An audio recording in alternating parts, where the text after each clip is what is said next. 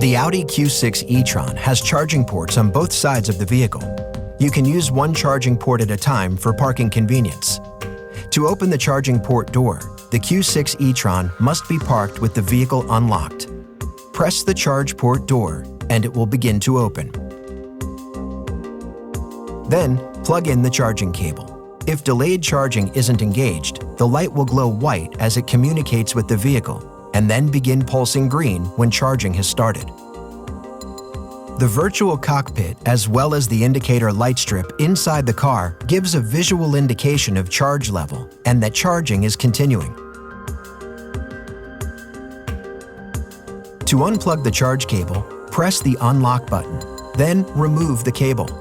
The door will then close automatically or can be tapped lightly to then begin closing.